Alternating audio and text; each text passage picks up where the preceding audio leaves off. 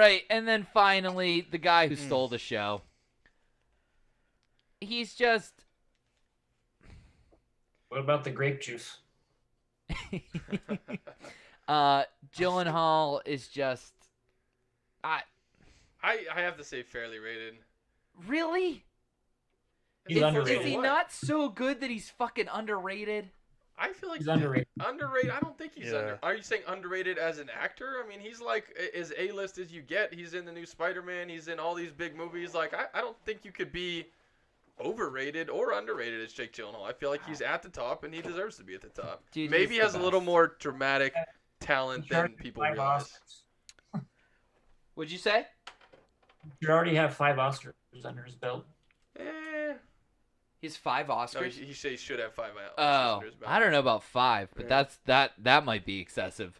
I think, I mean, if you want to make the argument that he's like slightly underrated, I'll buy it because his performances are so great in all his movies. But and he's only been nominated for 1 Oscar. But Well, I mean, I don't think it's fair because you propped up Hugh Jackman for always delivering, but then Gyllenhaal also delivers and delivers on, in my opinion, a deeper level than Hugh Jackman, and you're not fucking pumping Gyllenhaal's I'm saying the tires. same exact thing. I'm saying he's fairly rated because he's at the top, which is where he deserves to be, which is exactly what I said for Hugh Jackman. I don't like you.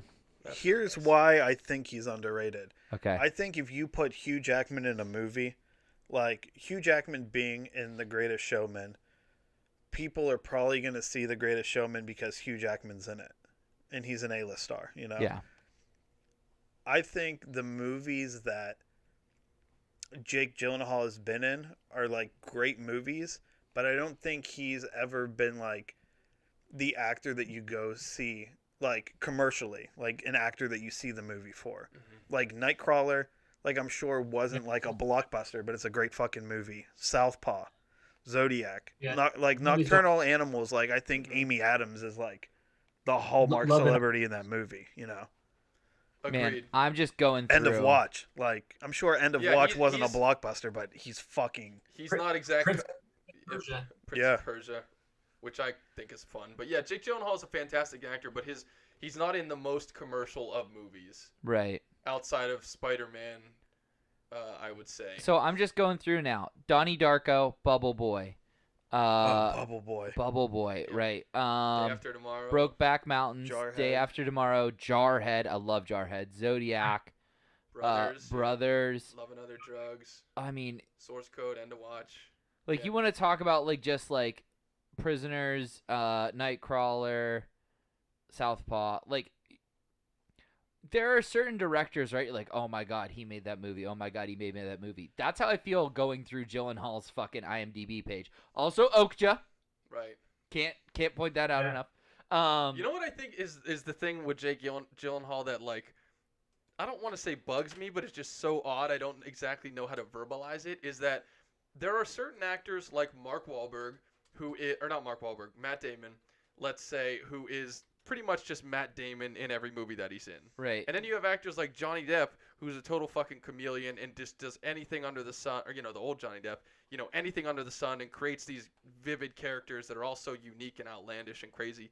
Jake Gyllenhaal somehow managed to.